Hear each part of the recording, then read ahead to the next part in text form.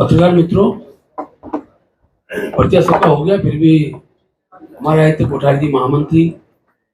हमारे चुनाव के बाद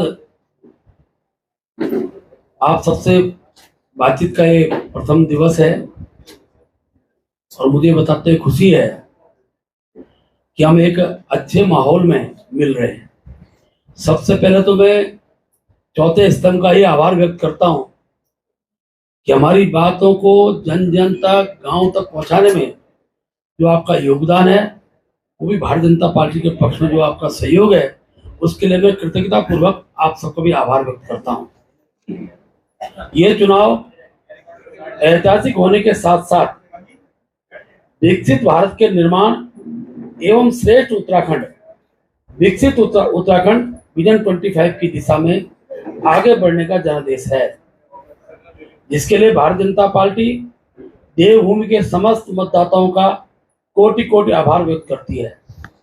भाजपा संगठन मातृशक्ति युवाओं, बुजुर्गों, सैनिकों एवं पूर्व सैनिकों, किसानों, श्रमिकों, सरकारी एवं गैर सरकारी कर्मचारियों समेत समाज के सभी वर्गों को उनके अमूल्य समर्थन के लिए कृतज्ञ भाव से धन्यवाद करती है।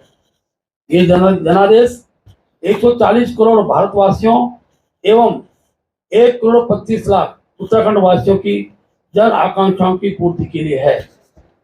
ये जनादेश बताता है कि प्रधानमंत्री मोदी जी एवं भाजपा देश की जनता का दिल जीतने में सफल रही है। ये जनादेश दुनिया के सबसे बड़े लोकतंत्र में इतिहास रचने वाला है। 1962 के बाद पहली बार देश में कोई गठबंधन लगातार तीसरी बार जनता का विश्वास जीतने में सफल रहा है।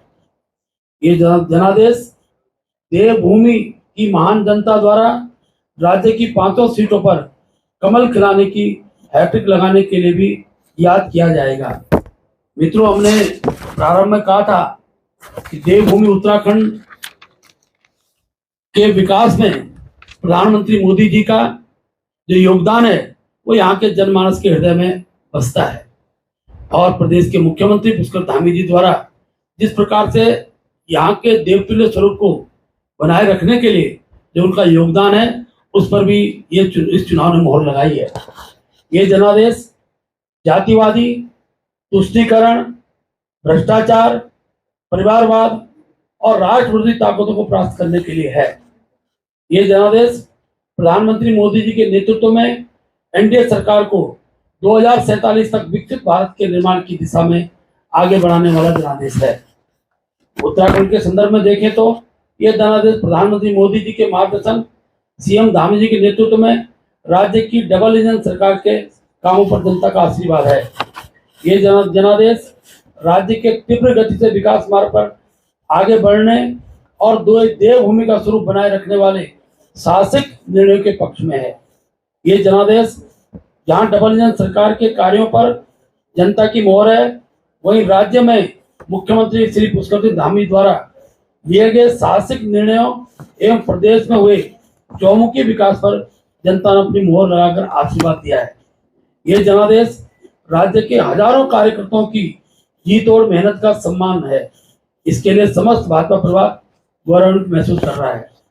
ये जनादेश ही नहीं, इसके अब तक सामने आए आंकड़े भी हमारे लिए संतोषजनक, उत्साहवर्धक करने वाले हैं। एक तुलनात्मक नजर उत्तराखंड की दृष्टि से 2024 के लोकसभा चुनाव में डालें तो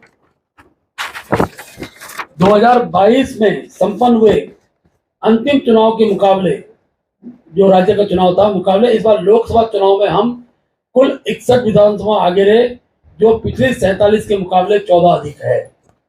हम लोग पिछले 23 विधानसभा हारे, तो मात्र 9 विधानसभाओं में हम लोग सफल नहीं हो पाए। हमने 23 में 14 विधानसभाओं में लीड ली है।